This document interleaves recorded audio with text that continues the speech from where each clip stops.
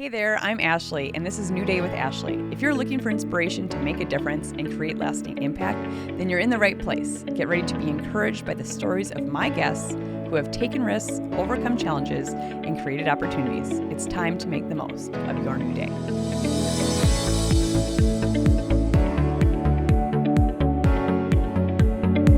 My guest today is a thought leader, social entrepreneur, connector, and advocate of people across the Midwest. CEO and co-founder of Emerging Prairie, Greg Tehven, leads this team with the goal to accelerate the growth and development of our communities. A leader in the startup community, Greg believes you can overcome any obstacle by thinking creatively and acting boldly.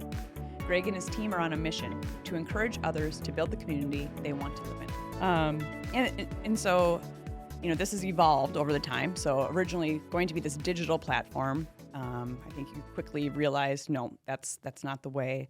And yeah, we kind of went into events, and we wanted to use events to build community. Kind of the breakthrough of it, we had the first startup week in Fargo, and there was a post party after, and it was a Sunday night after these folks had worked 54 hours. Their plus ones were there, their families were there, and you saw, wow, community that maybe hadn't been organized coming together was really special. And so we wanted to build that energy around the entrepreneurial ecosystem.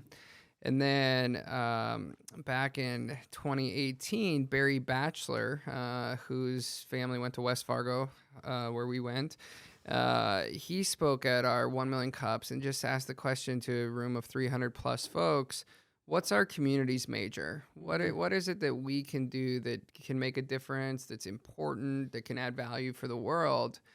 And I was really struck by that question. And Barry said something to me that really struck me. He said, what could I drive my grandkids around this region and say we did? And I think so often folks think about what they could do.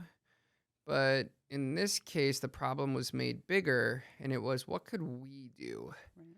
And that became the formation of thinking about this region's strength in agriculture technology, and putting a project around it called the Grand Farm. And going into the pandemic, we were building momentum. The pandemic hits. We kind of slowed down the activity of the entrepreneurial support.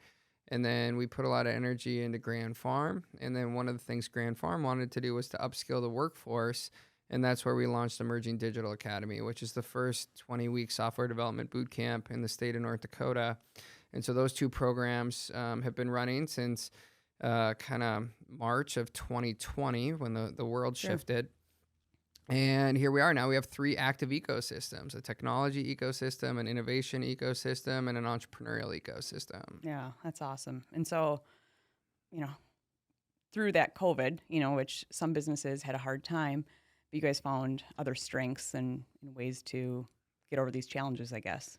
Yeah, certainly a scary time for us. One of your past guests, Jake Jornstead, we worked every day through early in the pandemic out of his car shop, and there was moments of hope and challenges, and yet we had to make hard decisions like most organizations did. And yet I think Scott Meyer, who's a mentor and friend, said, Greg, if you get through the pandemic, not everybody's going to be on the other side. And part of that is sad, right? Because great projects and initiatives didn't quite have whatever it was to get them where they are. And yet, we were able, so fortunate to be on the other side through the generosity of supporters and donors and companies and talent. And now we've got pathways in a real privileged position to continue to work hard and try to make this region really special, or continue to build on the strength of the region. Yeah. So when you say Fargo, now, what do you hope people think? Well, part is Fargo is, geographically, I would say Fargo is like a 45-mile radius. So it's Horace, and it's Kindred, and it's all the surrounding. Yeah, Hawley. Yes. And so I think about Fargo as a region. From a messaging, I would hope folks would see it as like a place of possibility where folks can be embraced. Where there's an honor of creative talent, of new ideas and potential. This morning, Claire from St. Cloud was speaking. She shared, I love coming to Fargo, and that's encouraging. And I think our region has some challenges. There's a political climate that impacts how people see our sense of place. There's challenges of new folks coming in, and how do all of us welcome new folks to the community that may come from different countries or traditions or perspectives. And I think Fargo's in a bit of an inflection time. Hmm. I mean, I know a lot of people that I've interviewed have said like what a great place Fargo is to one start a business because of all the community support.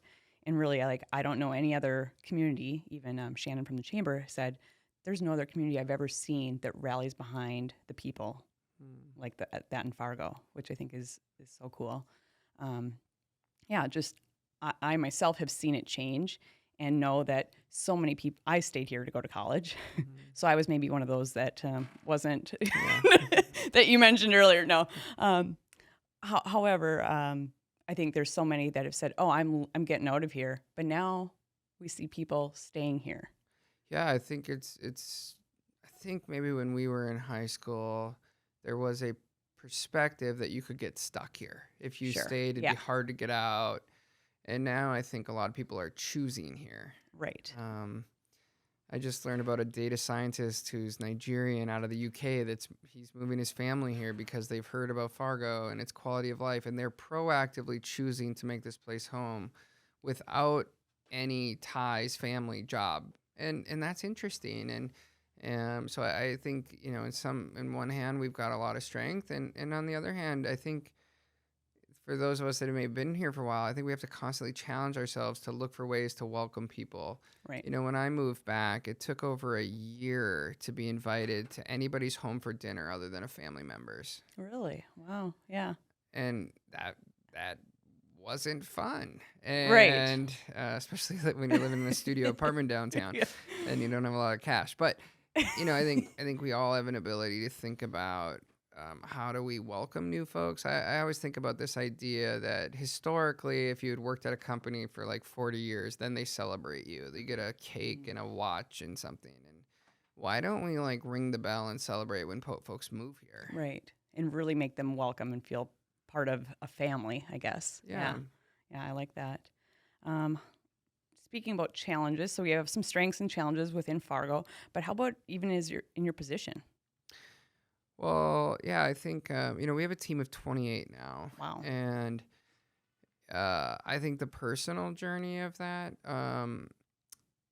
I've had one official boss of my life who was a low management boss, and he was an entrepreneur. So um, I don't have the experience that other folks having worked at a really well-run organization like a Shields or a Bobcat or RDO, right? I don't come from that background. So, I've had challenges on how do you manage teammates. I think there's a uniqueness. Now we have teammates that are older than me and significantly more experience and talent. So how do we support folks that are far more capable? Um, how do we, as an organization, how do we honor the past? One of the things I've been thinking about is Emerging Prairie is 10 years old, and there were so many amazing folks early that built Tech Tailgate or they built Prairie IO. And how do we honor those folks that have maybe moved or had less time to be involved or not interested in being involved? And how do we honor them in a way they feel part of it? Because this didn't just happen. A lot of people have put a tremendous amount of energy and time in big ways and small ways. And how do we help those folks feel honored? Right.